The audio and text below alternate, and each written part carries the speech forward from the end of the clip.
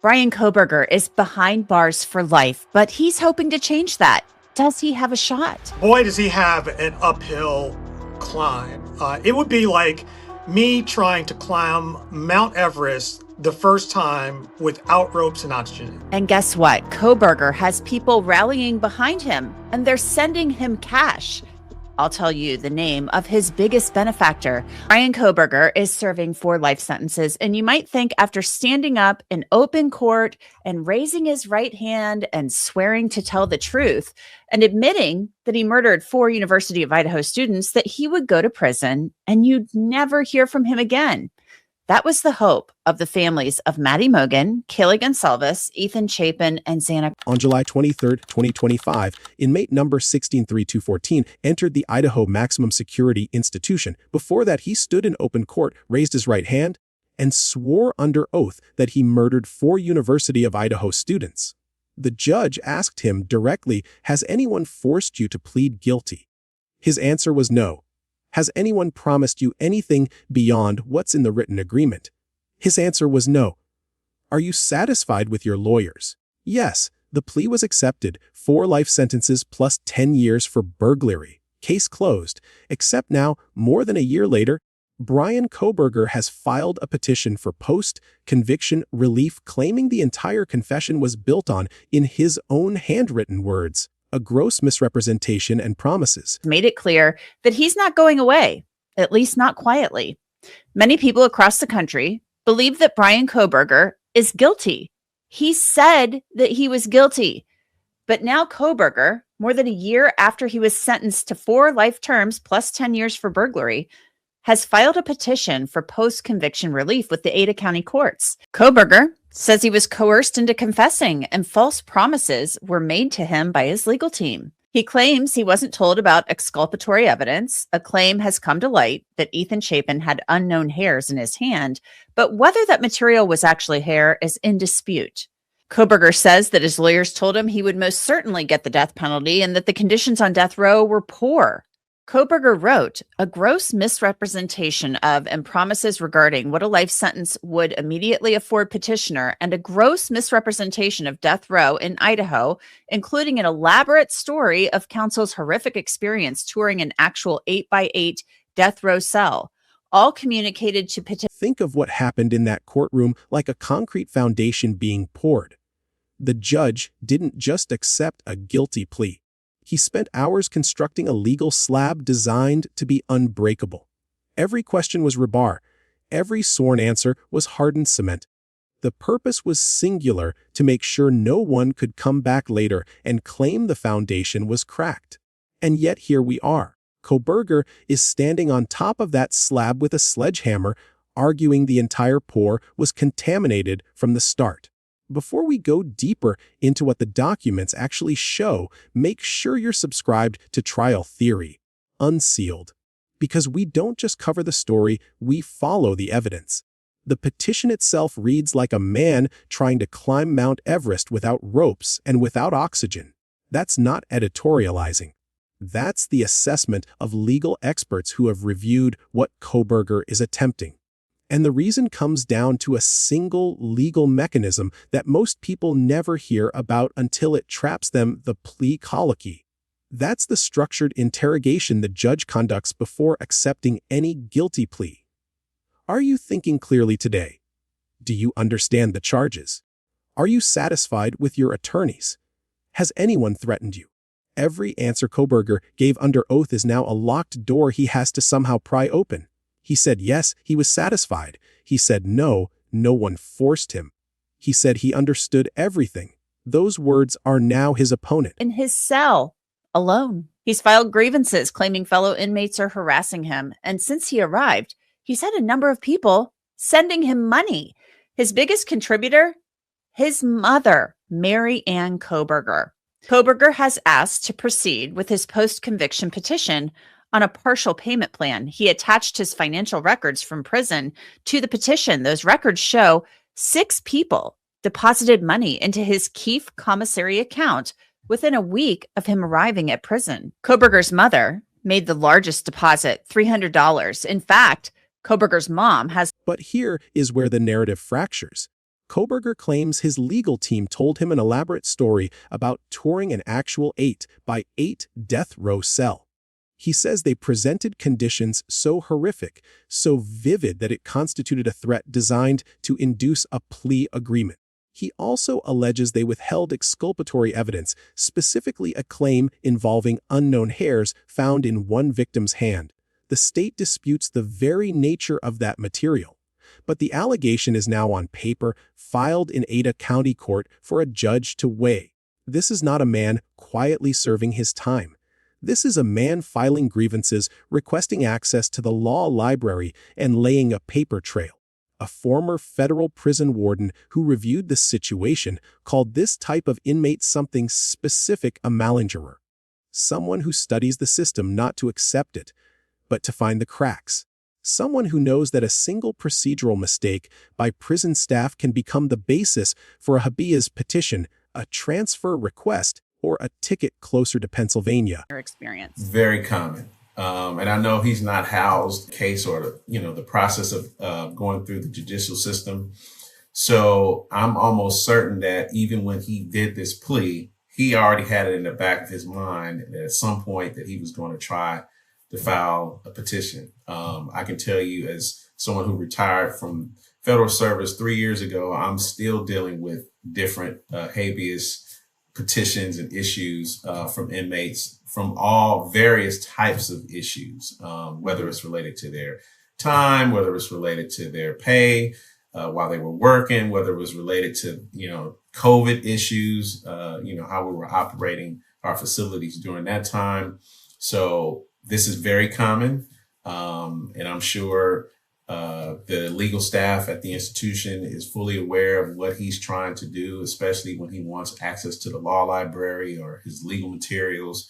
They just need to follow their processes and their procedures, because ultimately this is, to me, is going to be more than just him getting a new trial, and pulling back. I also believe that he's trying to see if the staff there can make any mistakes so he can file habeas petitions against them in relation to this process, so he can ultimately be removed. A gross misrepresentation and promises.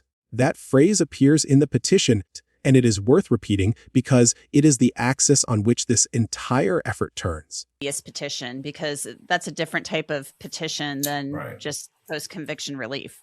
Yes, he is looking for some sort of loophole to get his way out of that facility, either to a lesser security place there in Idaho, or possibly become a state border somewhere closer to his family.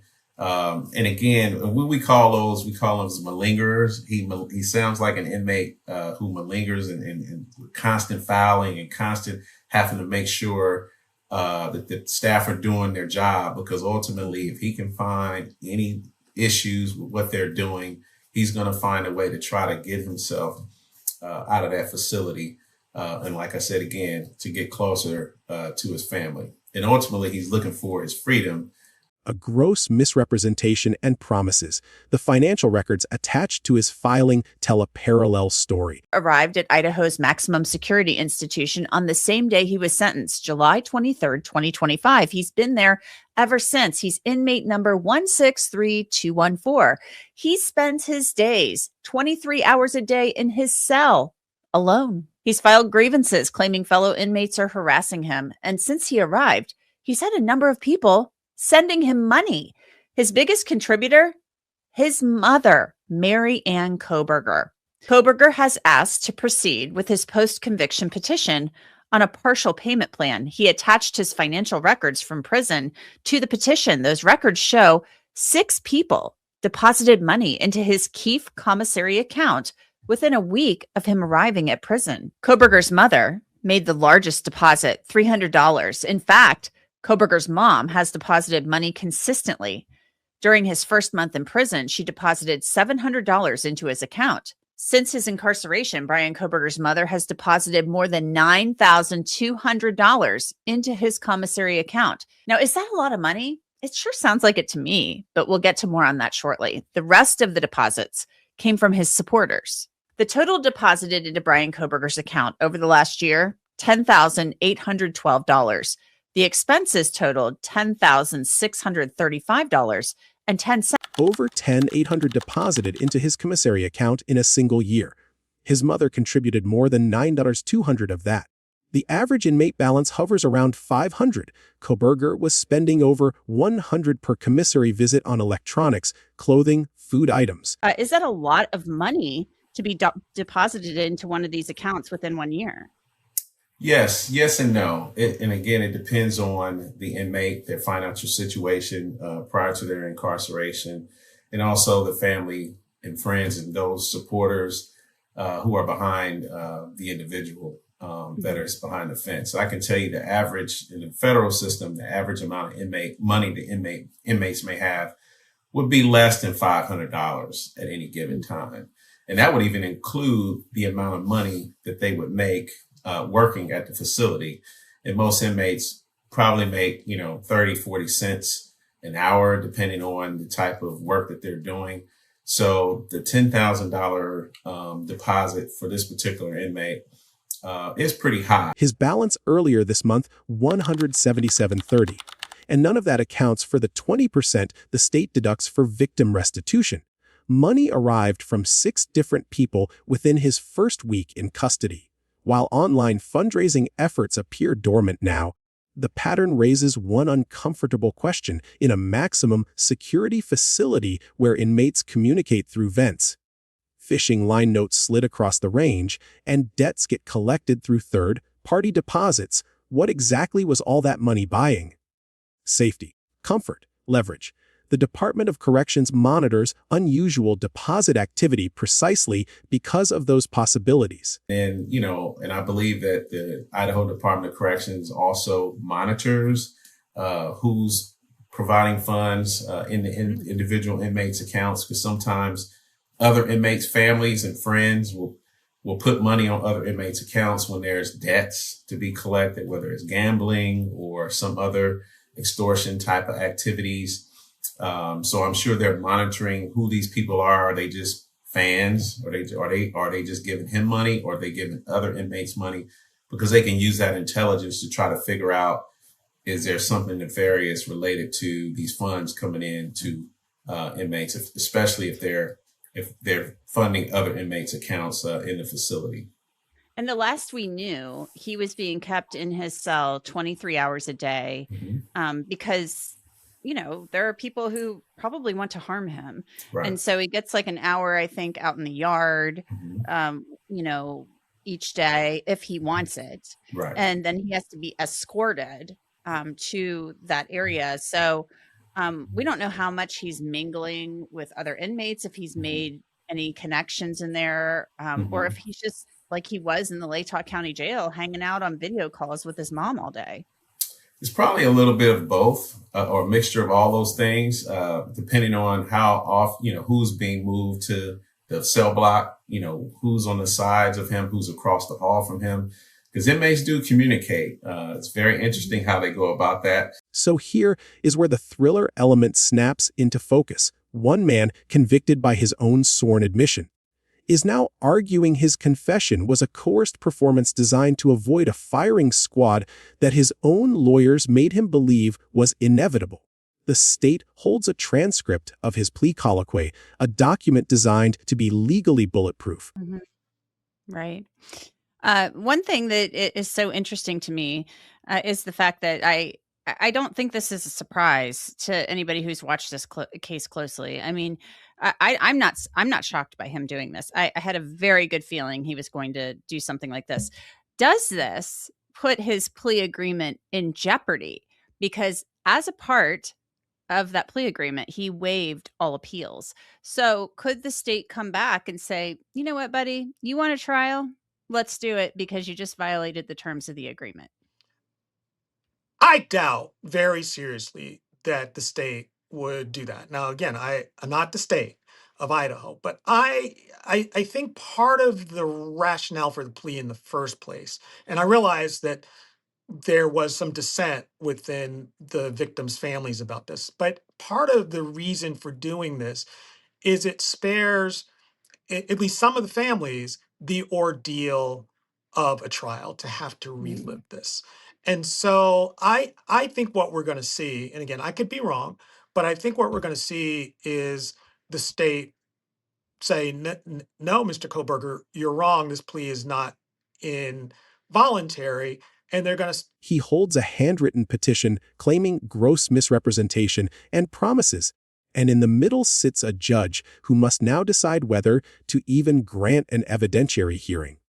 Which raises the question, how does a man who said I did it while under oath now prove he was lying about lying without also admitting he committed perjury in open court? A gross misrepresentation and promises. That is the tightrope, and Kohberger is walking it with no net. The document you need to read is the full post-conviction petition filed in Ada County, available through the Public Court Records portal.